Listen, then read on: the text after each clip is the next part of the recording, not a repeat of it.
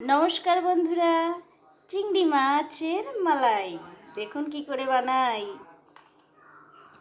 পেঁয়াজ কুচানো, ছোট্ট একটি টমেটোর কুচানো, পরিমাণ মতো লবণ, পরিমাণ মতো হলুদ।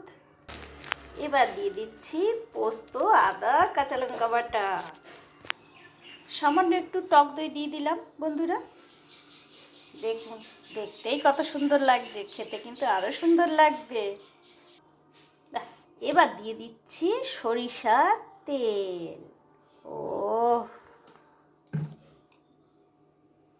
এবার কাঁচাই বন্ধুরা ভালো করে আমি এটাকে মেখে নিচ্ছি, ঠিক আছে। দেখুন বন্ধুরা, খুব সুন্দর করে মাখা হয়ে গেছে। 5 মিনিটের জন্য এটাকে আমি ঢেকে রেখে দেব। কড়াইতে তেল দিয়েছি বন্ধুরা, এবার কালো জিরে ফোড়ন।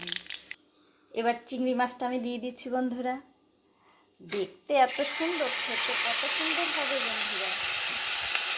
ও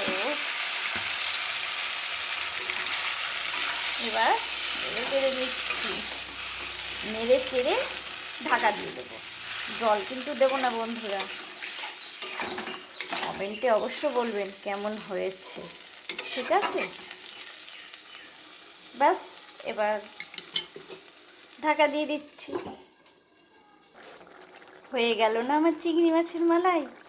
দেখতে কেমন লাগছে, একদম মালাই মার্কে, তাই না? কমেন্ট অবশ্য করবেন বন্ধুরা। Thank you.